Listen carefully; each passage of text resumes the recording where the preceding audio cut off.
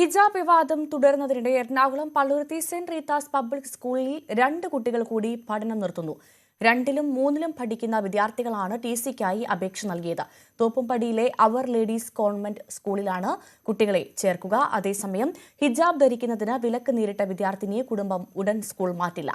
ഹൈക്കോടതി നിലപാട് കൂടി അറിഞ്ഞ ശേഷമായിരിക്കും തീരുമാനം. ഡാനി ഇപ്പോൾ നൽകും കൂടുതൽ വിവരങ്ങൾ. ഡാനി, ഇപ്പോൾ സെന്റ് റീത്താസ് സ്കൂളിൽ നിന്ന് 2 കുട്ടികൾ പഠനം നിർത്തുന്നു എന്നുള്ള വിവരമാണ് പുറത്തുവരുന്നത്.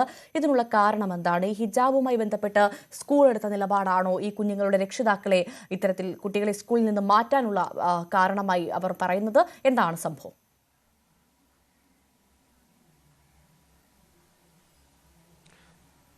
പള്ളുരുത്തി സെന്റ് റീത്താസ് സ്കൂളിൽ നിന്ന് 2 വിദ്യാർത്ഥിനികളെ കൂടി അവിടെ നിന്ന് മാറ്റാനായിട്ടുള്ള തീരുമാനമാണ് രക്ഷിതാക്കൾ പറയുന്നത്. ഇതിന് പ്രധാനമായും ഒരു കാരണമായിട്ട് അവർ ഹിജാബ് വിഷയം എന്നതിനേക്കാൾ അപ്പുറം അവിടെ ഇതുമായി ബന്ധപ്പെട്ട് നടത്തിയ ചില പരാമർശങ്ങൾ അവരെ വേദനിപ്പിച്ചു. പ്രത്യേകിച്ച് പ്രിൻസിപ്പളും അതോടൊപ്പം തന്നെ PTA പ്രസിഡന്റും നടത്തിയ പരാമർശങ്ങൾ ഇതിൽ അവരെ വേദനിപ്പിക്കുന്നതായിരുന്നു. അതുകൊണ്ട് ആ വിദ്യാലയത്തിൽ ഇനി തങ്ങളുടെ കുട്ടികൾ തുറന്ന് പഠിക്കേണ്ടതില്ല, പകരം മറ്റൊരു വിദ്യാലയം, അതും കോൺവെന്റ് സ്കൂൾ തന്നെയാണ്, അവിടേക്ക് മാറ്റാൻ തീരുമാനം. ഇതിൽ ഹിജാബിനേക്കാളും അപ്പുറം അവരുടെ നിലപാടുകളിലുള്ള ഒരു പ്രതിഷേധം, ചില പരാമർശങ്ങൾ തന്നെ വേദനിപ്പിച്ചു എന്നാണ് പറയുന്നത്. 2 കുട്ടികളുടെയും മാതാപിതാക്കൾ നമുക്കൊപ്പം ചേരുന്നു. ഫിർദോസും അതോടൊപ്പം തന്നെ ജസ്നയും ചേരുന്നു.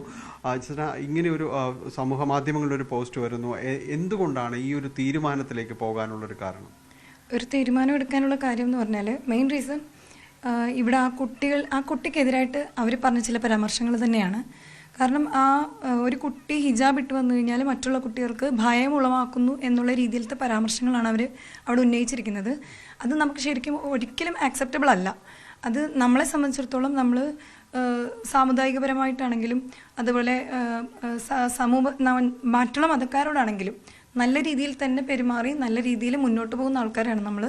അപ്പോൾ ഈ രീതിയിലൊക്കെ ഉള്ള ഒരു ചുറ്റുപാടിൽ നിന്നാണ് നമ്മൾ ആ സ്കൂളിലേക്ക് പോകുന്നത്.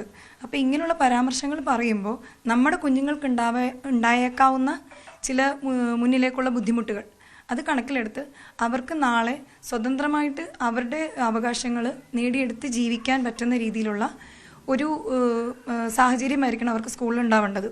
അതായത് എൻ്റെ കുട്ടികളെ ഇപ്പം അതിന് മെയിൻ കാര്യം എന്ന് പറഞ്ഞാൽ ഹിജാബല്ല എൻ്റെ പ്രശ്നം. അതായത് അവിടെ നടത്തിയ ചില പരാമർശങ്ങളാണ്. അവർ പരാമർശം നടത്തിയത് തട്ടത്തിൻ്റെ പേരിലാണെന്നുള്ളതാണ്. പക്ഷേ ഞാനിപ്പോൾ ചേർക്കാൻ ഉദ്ദേശിച്ചിരിക്കുന്നത് ഒരു കോൺവെൻറ്റ് സ്കൂളിൽ തന്നെ ആണെന്നുള്ളതാണ് യഥാർത്ഥ ഒരു ഹൈലൈറ്റ് എന്ന് പറഞ്ഞാൽ. കാരണം ആ കോൺവെൻറ്റ് സ്കൂളിലെ പ്രിൻസിപ്പൾ ഒരു കന്യാസ്ത്രീയാണ്. ആ മേഡമായിട്ട് കഴിഞ്ഞ ദിവസം ഞാൻ സംസാരിച്ചിട്ടുണ്ടായിരുന്നു.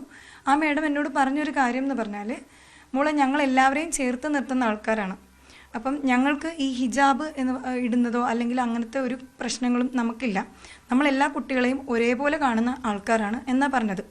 അപ്പോൾ അതിൽ നിന്ന് ഞാൻ മനസ്സിലാക്കിയത്, അല്ലെങ്കിൽ ഞാൻ ഈ സമൂഹത്തിന് കൊടുക്കാനുള്ള ഒരു മെസ്സേജ് എന്ന് പറഞ്ഞാൽ, ഒരു പ്രശ്നം വരുമ്പോൾ ഒരു പ്രശ്നം ഉന്നയിച്ച ആളുടെ ഒരു കമ്മ്യൂണിറ്റിയെ മൊത്തത്തിൽ ആക്ഷേപിക്കുന്നതിന് പകരം ആ ഉന്നയിച്ച ആളിനെയാണ് നമ്മൾ പറയേണ്ടത്. അതായത് ഇവിടെ അത് ഉന്നയിച്ചിരിക്കുന്നത് അവിടുത്തെ പ്രിൻസിപ്പളും PTA പ്രസിഡൻറ്റുമാണ്. പക്ഷേ അതേ ഒരു ശിരോവസ്ത്രം അണിഞ്ഞിരിക്കുന്ന ഒരു കന്യാസ്ത്രീയാണ് ഇന്ന് എന്നോട് ഈ രീതിയിൽ സംസാരിക്കുന്നത്. അതിൽ നിന്ന് നമുക്ക് വ്യക്തമാകുന്നത് ഇങ്ങനത്തെ ജാതി അടിസ്ഥാനത്തിൽ ഒന്നും ചിന്തിക്കാത്ത കന്യാസ്ത്രീമാരാണ് കൂടുതലുള്ളത്. അതിൽ ഈ ഒരു സ്കൂളിലെ ടീച്ചേഴ്സിനെ കൊണ്ട് മാത്രം അവർക്കുണ്ടായ അപമാനമാണ് നമ്മളിവിടെ മാറ്റിയെടുക്കേണ്ടത്. അപ്പോൾ അതിൽ നിന്ന് ഞാൻ മനസ്സിലാക്കുന്നത്, അങ്ങനെയുള്ള എല്ലാവരെയും ഒരുപോലെ ചേർത്ത് നിർത്തുന്ന ഒരു സ്കൂളിലേക്ക് എൻ്റെ മക്കൾ മാറി പഠിക്കണമെന്നാണ് ഞാൻ ചിന്തിക്കുന്നത്. അത് വേറെ ഒരാളുടെയും ഉൾപ്രേരണയോ നമ്മളെ അതിലേക്ക് ഫോഴ്സ് ചെയ്ത് ചെയ്യിപ്പിച്ചതോ അല്ല.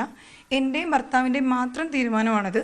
അത് ഞങ്ങളുടെ പേരൻസ് പോലും അതിനകത്ത് ഒരു വിധത്തിലുള്ള തീരുമാനം പറഞ്ഞിട്ടില്ല. കാരണം ഞങ്ങളുടെ മക്കളാണ്, ഞങ്ങൾക്ക് തീരുമാനിക്കാം എന്നുള്ളതായിരുന്നു. കാരണം ഞങ്ങൾ നല്ലൊരു തീരുമാനം എടുക്കുമെന്ന് അവർക്കറിയാം.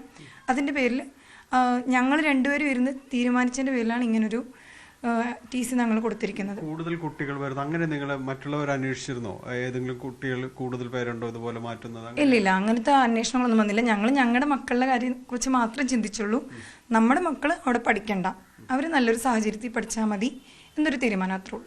അപേക്ഷ നൽകിയോ? നൽകി അപേക്ഷ വെള്ളിയാഴ്ച അപേക്ഷ നൽകിയിരിക്കുകയാണ്. 2 വർക്കിംഗ് ഡേയ്സ് ആണ് പറഞ്ഞേക്കണത്. 2 വർക്കിംഗ് ഡേയ്സ് കഴിഞ്ഞിട്ട് ഞങ്ങൾക്ക് TC തരാം എന്നൊരു ഉറപ്പ് നൽകിയിട്ടുണ്ട്. നിലപാടുകളാണ് വേദനിപ്പിച്ചത് അവിടെ. അതെ, അതാണ് നമ്മൾക്കുണ്ടായൊരു, ഇത്രയും നാളും നമ്മൾ റൂള് പാലിച്ച് തന്നെ പോയിരുന്ന ഒരു പേരൻസ് ആയിരുന്നു. അപ്പം നമുക്ക് അങ്ങനെ എന്തെങ്കിലും നിലപാടല്ലാണ്ട് നമുക്ക് ജാതിപരമായിട്ട് എന്തെങ്കിലും പ്രശ്നം ഉണ്ടായിരുന്നെങ്കിൽ ഇതുപോലത്തെ ഒരു ക്രിസ്ത്യൻ മാനേജ്മെൻറ്റ് സ്കൂളിൽ തന്നെ ചേർക്കാൻ ഞാൻ തീരുമാനിക്കില്ലായിരുന്നു. എനിക്ക് അതിനനുസരിച്ചുള്ള മറ്റുള്ള സ്കൂളുകളും ഇവിടെ ഉണ്ട്, എനിക്ക് അവിടെ ചേർക്കാമായിരുന്നു. പക്ഷേ ഇങ്ങനൊരു കന്യാസ്ത്രീകൾ തന്നെ പഠിപ്പിക്കുന്ന ഇത്ര ഒരു സൗഹാർദ്ദപരമായിട്ട് പോകുന്ന ഒരു സ്കൂളിൽ തന്നെ ചേർക്കാൻ എന്നുള്ള ആ ഒരു തീരുമാനം ഞങ്ങൾ എടുക്കാനുള്ള കാരണം അതാണ്. അതെ, തീർച്ചയായും ഉണ്ട്. കാരണം ഈ ക്രിസ്ത്യൻ മാനേജ്മെന്റ് സ്കൂളുകളെ നമ്മൾ നോക്കുമ്പോൾ ഏറ്റവും കൂടുതൽ വിദ്യാഭ്യാസത്തിന് പ്രാധാന്യം കൊടുക്കുന്ന ആൾക്കാർ അവർ തന്നെയാണ്, നമ്മൾ തീർച്ചയായിട്ടും പറയേണ്ട കാര്യമാണ്.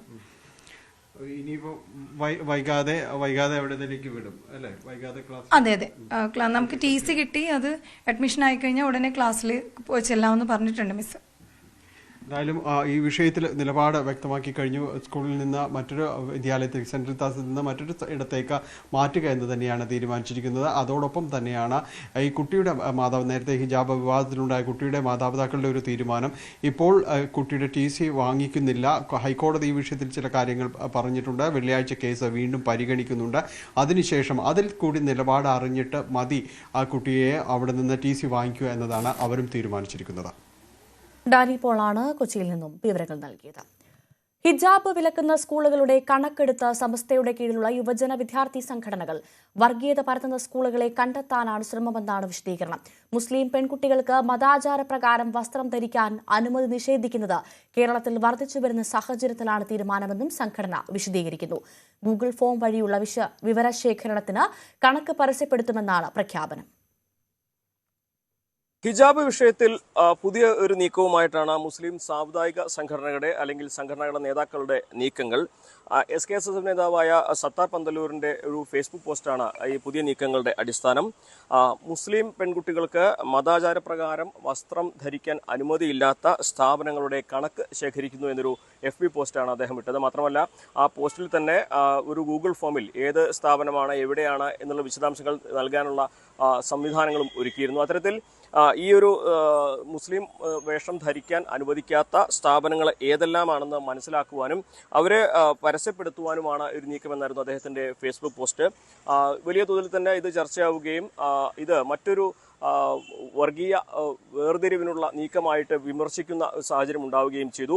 എന്നാൽ ഇത് സംബന്ധിച്ച് സത്താർ പന്തലൂർ തന്നെ പറയുന്നത് അത്തരത്തിലൊരു പരസ്യപ്പെടുത്തി ഒരു വിഷയം കൂടുതൽ വഷളാക്കാനുള്ള ശ്രമമല്ല, മറിച്ച് ഈ സ്ഥാപനങ്ങൾ ഏതെല്ലാമാണെന്ന് ബോധ്യപ്പെട്ട് അവരെ ഈ കാര്യങ്ങൾ പറഞ്ഞ് മനസ്സിലാക്കാനുള്ള ശ്രമങ്ങളുടെ ഭാഗമായിട്ടാണ് ഈ സർവേ എന്നാണ് അദ്ദേഹത്തിന്റെ വിശദീകരണം ഉണ്ടായത്.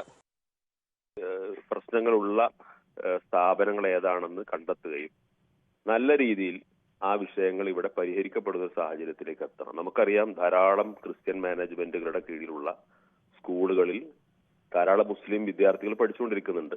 അവർക്ക് ശിരോവസ്ത്രം ധരിക്കാനുള്ള അനുമതിയുണ്ട്. ആ മതസ്വാതന്ത്ര്യത്തോടുകൂടി അവർ പഠിക്കുന്നുണ്ട്. നല്ല മക്കളായിട്ട് പഠിച്ചു വരുന്നുണ്ട്. അങ്ങനെ ധാരാളം സ്ഥാപനങ്ങളുണ്ട്. പക്ഷേ ഒറ്റപ്പെട്ട ചില സ്ഥാപനങ്ങളിൽ നിന്ന് നമ്മുടെ നാടിന് ഒട്ടും ആശ്വാസകരമല്ലാത്ത രീതിയിലുള്ള ഇത്തരം പ്രവണതകൾ ഉണ്ടായിക്കൊണ്ടിരിക്കുകയാണ്. അപ്പൊ അത്തരം സ്ഥാപനങ്ങൾ ഏതാണെന്ന് തിരിച്ചറിയുകയും ആ സ്ഥാപനങ്ങളുമായിട്ട് നല്ല നിലയിൽ ബന്ധപ്പെട്ടുകൊണ്ട് തന്നെ അത്തരം കാര്യങ്ങൾ ആവർത്തിക്കാതിരിക്കാനുള്ള ചില ശ്രമങ്ങൾ നടത്താനാണ് ഇതുകൊണ്ട് ഉദ്ദേശിക്കുന്നത്. ഞാൻ ഒരു സംഘടനയുടെ ലേബൽ ഇത് തുടങ്ങിക്കഴിഞ്ഞാൽ മറ്റു പല ആളുകൾക്കും സഹകരിക്കാൻ പ്രയാസമുണ്ടാവും. എല്ലാ സംഘടനകളുടെയും ലീഡേഴ്സ് എന്നെ വിളിച്ചിരുന്നു, അവര് സഹകരിക്കാം എന്ന് പറഞ്ഞിട്ടുണ്ട്. സ്വാഭാവികമായിട്ട് അതിന്റെ ലിസ്റ്റ് ഒക്കെ തയ്യാറായി കഴിയുന്ന മുറക്ക് നല്ല രീതിയിൽ അത്തരം കേന്ദ്രങ്ങൾ ബന്ധപ്പെട്ടുകൊണ്ട് പരിഹരിക്കാനുള്ള ശ്രമങ്ങൾ നടത്തും. എന്നാൽ ഇതിന് വലിയ തോതിൽ തന്നെ വിമർശനവും ഉയരുന്നുണ്ട്. ഇത്തരത്തിൽ ഒരു സ്ഥാപനങ്ങളുടെ വിശദാംശങ്ങൾ പരസ്യപ്പെടുത്തുന്നത് ഈ ഒരു സാമുദായിക സൗഹാർദ്ദം അത് നഷ്ടപ്പെടുത്തുന്ന സാഹചര്യം തീർക്കുമെന്ന വിമർശനമാണ് ഉയരുന്നത്. ഒരുപക്ഷെ ഇപ്പോൾ ഒന്ന് അടങ്ങിയ പ്രശ്നങ്ങൾ വീണ്ടും ഉയർന്നു വരാനുള്ള സാഹചര്യം ഉണ്ടാകും.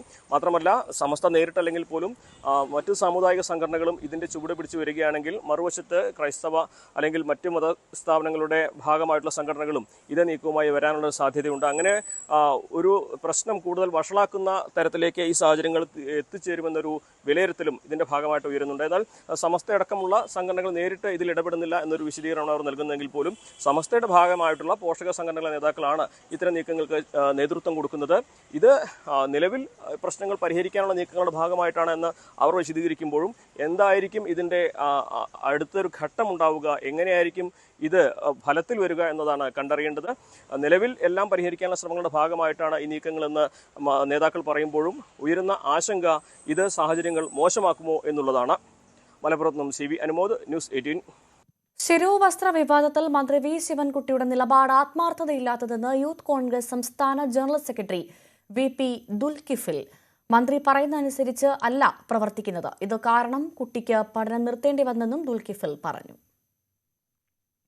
സത്യത്തിൽ ഹിജാബിന്റെ വിഷയത്തിൽ ഓപ്പറേഷൻ സക്സസ് ആയിരുന്നു, പക്ഷെ കുട്ടി മരിക്കുന്ന അവസ്ഥയാണ് ഉണ്ടായത്. കാരണം മന്ത്രി വലിയ രീതിയിലുള്ള സംസാരമൊക്കെ സംസാരിച്ചെങ്കിലും ആ കുട്ടിക്ക് പഠനം നിർത്തി പോകേണ്ടി വരുന്ന അവസ്ഥ കേരളത്തിൽ ഉണ്ടായി എന്നുള്ളതാണ്. ഇത് ആദ്യത്തെ സംഭവമൊന്നുമല്ല. ഇത്തരം വിഷയങ്ങൾ വരുമ്പോൾ മന്ത്രി വലിയ രീതിയിലുള്ള സംസാരിക്കും, പക്ഷേ അവസാനത്തെ റിസൾട്ട് അത് RSSന് അനുകൂലമായിരിക്കും, സംഘപരിവാറിന് അനുകൂലമായിരിക്കും.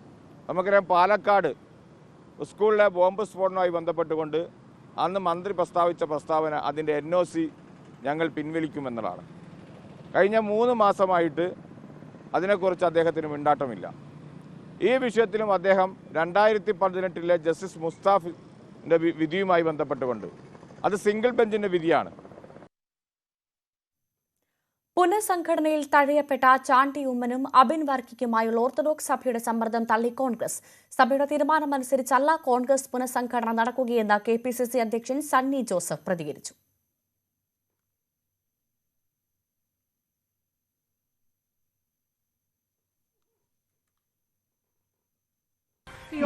സഭ ഇന്നലെ ഒരു മുന്നറിയിപ്പ് പോലെ പറഞ്ഞു. എന്റെ ശ്രദ്ധയിൽപ്പെട്ടിട്ടില്ല. സഭയുടെ അടിസ്ഥാനത്തിലല്ല കോൺഗ്രസിലെ കാര്യങ്ങൾ തീരുമാനിക്കുന്നത്. ഞാൻ പറഞ്ഞു,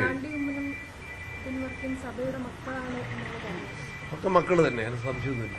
ഈ സാമുദായിക കാര്യങ്ങളൊക്കെ കണക്കിലെടുക്കാറുണ്ടോ ഭാരവാഹി? എല്ലാ കാര്യങ്ങളും കണക്കിലെടുക്കാറുണ്ട്. കോൺഗ്രസ് എല്ലാ കാര്യങ്ങളും കണക്കിലെടുക്കാറുണ്ട്.